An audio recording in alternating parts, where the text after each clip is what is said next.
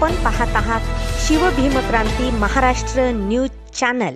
G7 sugar limited Gangakhed कारखान्याने कपात केलेले पैसे मिळवून देण्याबाबत परभणी जिल्हाधिकारी यांना निवेदन देण्यात आलेले आहे। या निवेदनात असे नमूद करण्यात आले आहे की अंकुश गोपालराव कचवे व भगवान नारायण चंदेल राहणार इंदेवाडी तालुका परभणी येथील रहिवासी असून ते शेती व्यवसाय करतात। शेती व्यवसायाबरोबरच ते ट्रॅक्टर व चालक मालक सुद्धा आहे।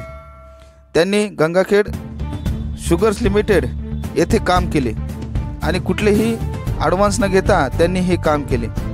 त्यासोबत गंगाखेड कारखान्याने त्यांना पूर्व कल्पना न देता त्यांचे परस्परच पैसे कपात करून घेतलेले आहे। सदरील बाब ही त्यांनी जिल्हाधिकारी यांना दिलेल्या निवेदनात म्हटली आहे।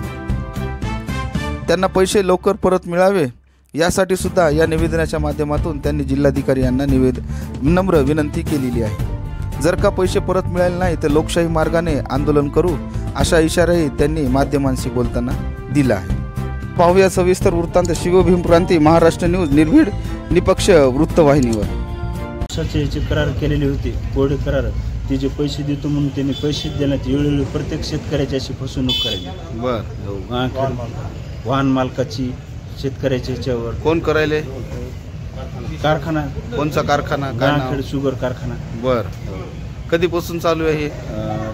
2016, 17, 18। बरं, तुम्ही सगळेजण तिथं काम करता का? हां, काम करतो। बरं, सर काय ड्रायव्हर आहेत का गाड्या आहेत? वाहन वाहतूक, वाहन मालक। बरं, प्रत्येक जणांचे आमचे पैसे वेळोवेळी त्यानं काढतो, आता देतो मग देतो, वरील 6 महिने वरील 6 महिने थांबा आणि वेळोवेळी त्यांनी अशीच फसवणूक केली।